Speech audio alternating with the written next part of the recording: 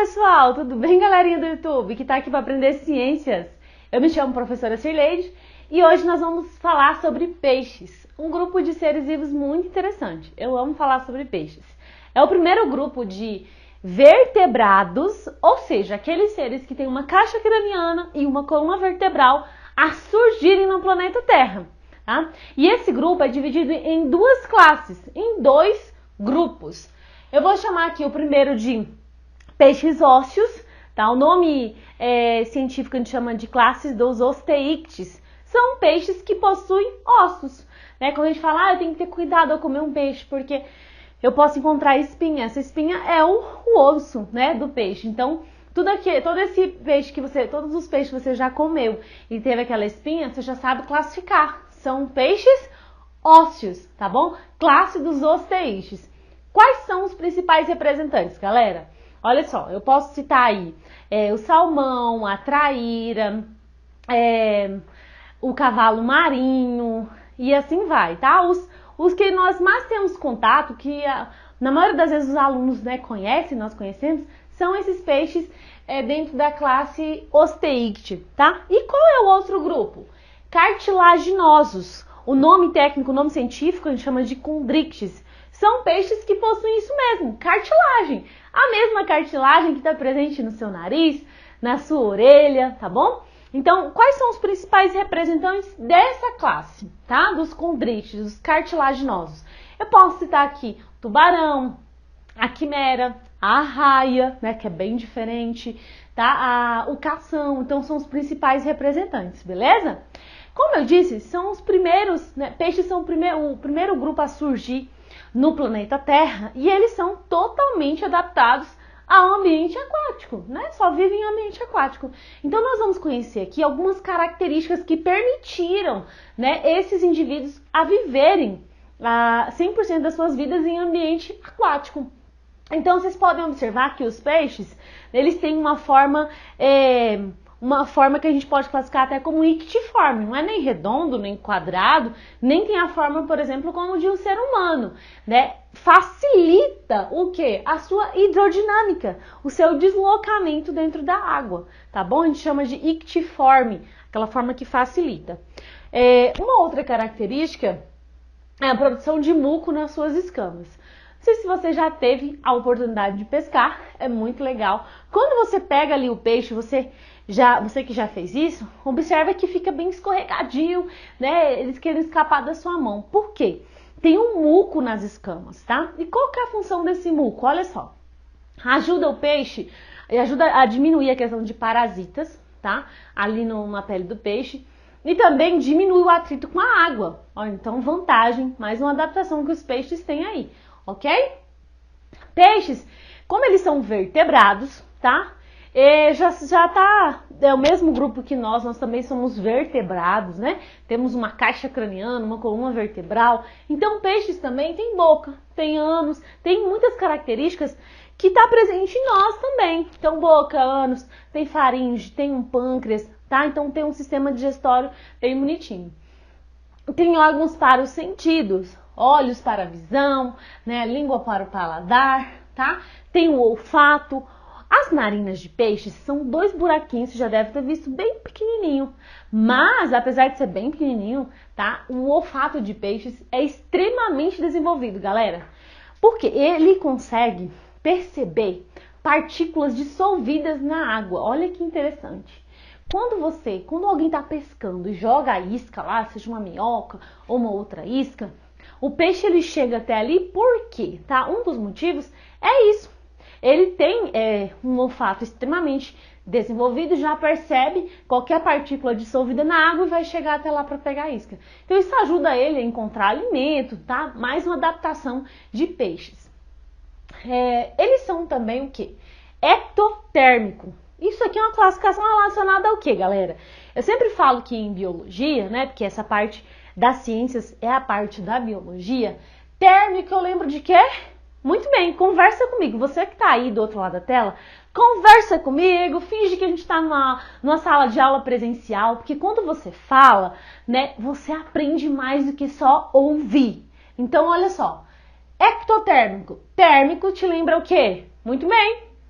temperatura. E ecto lembra fora. Então, peixes é um grupo de ser vivo que a sua temperatura, ela está relacionada com o seu ambiente externo, tá? São animais que a gente classifica como animais de sangue frio, assim como os répteis, como os anfíbios. Eles não são capazes de regular sua própria temperatura. Como, por exemplo, nós e as aves, mamíferos e aves, são grupos de seres o quê? Homeotérmicos. Fazendo uma comparação e resgatando esse conhecimento aí, se você já viu ou se não viu, fica aí a dica, tá? São ectotérmicos, peixes, muito bem, fora, térmico, temperatura. Então, eles não regulam a sua temperatura ali no seu corpinho, não, tá? Eles precisam o quê? A sua temperatura é conforme o ambiente externo. Muito bem. Galera, peixes têm uma característica bem legal, que a gente chama de linha lateral. Essa linha lateral tem uma função de captar vibrações na água. Isso ajuda o quê, hein? Uma adaptação para o peixe o quê? Fugir de predadores, tá? Então é bem interessante essa linha lateral. Agora a professora Cileide vai comentar para você, tá? Sobre o coração, a característica do coração e também já relacionar com os tipos de respiração de peixes. Então vamos lá. No coração de peixes, eles têm duas cavidades. Então, um átrio e um ventrículo. Fazendo uma comparação com o nosso possui o quê? 2 átrios e 2 ventrículos. Então aqui ele só tem um átrio e um ventrículo. O que acontece? Tá? Quando ele se contrai, ele expulsa o sangue rico em gás carbônico, rico em CO2. Para onde? Para os pulmões? Será? Olha só.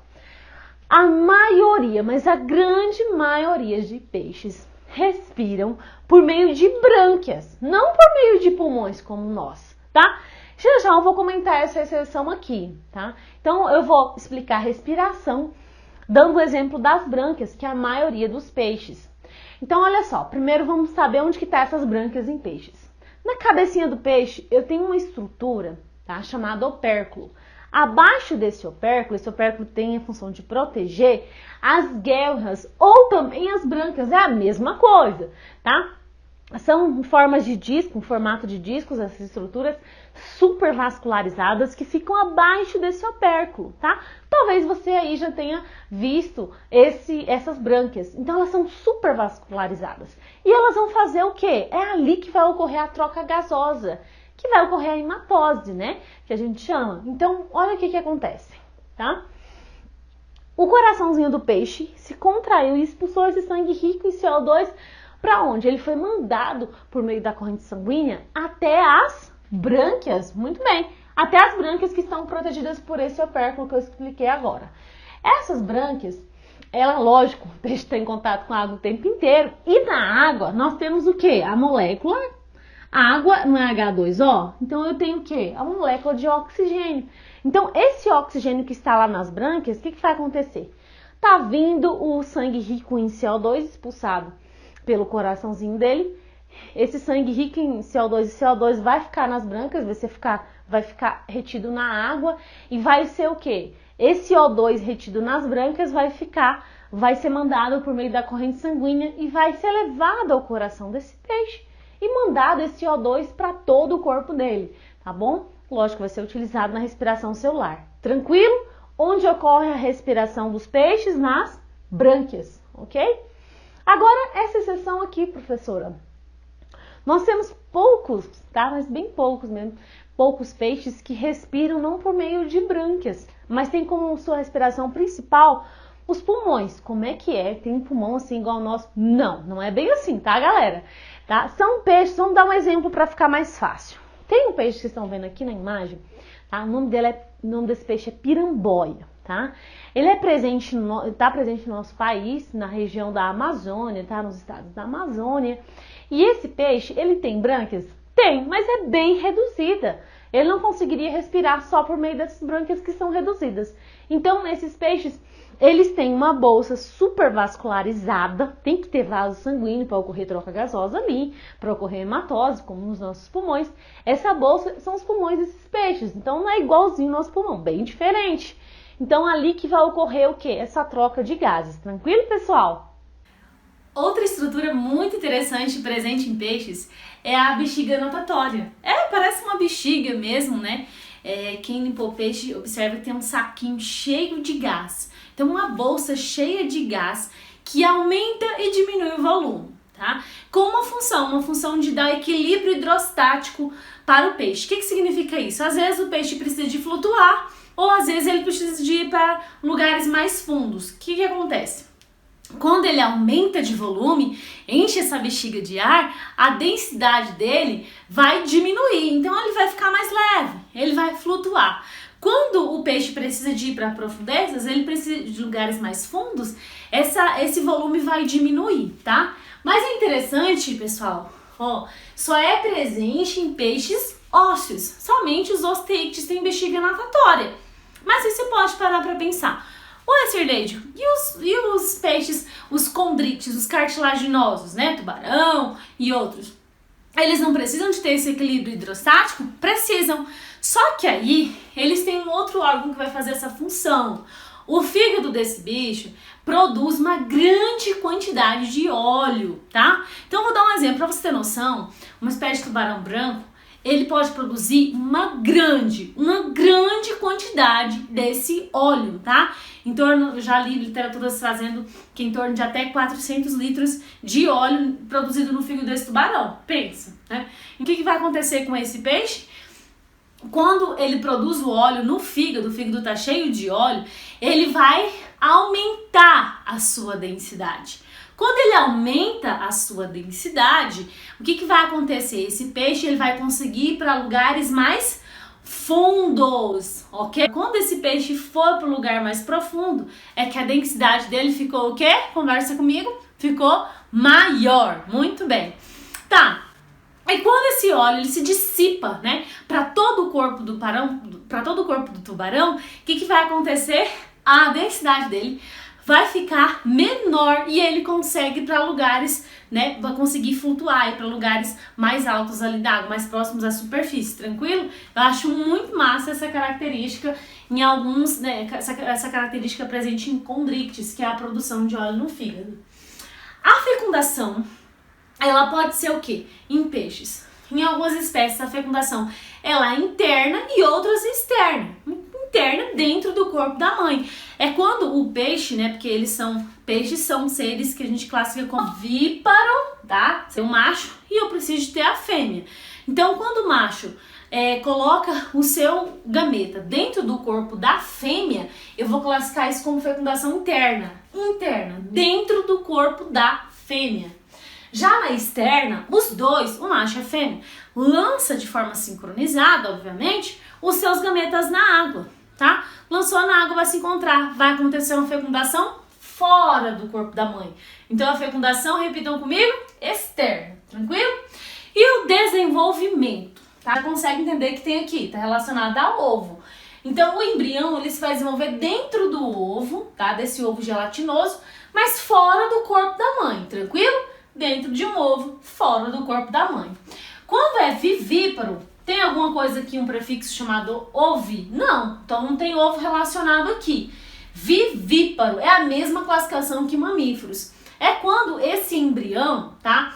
Ele se desenvolve dentro do corpo da mãe. Não tem ovo, tá? Ele recebe todos os nutrientes diretamente da mãe. Isso acontece nos mamíferos, tranquilo? Agora o ovo vivíparo é como se fosse a misturinha dos dois.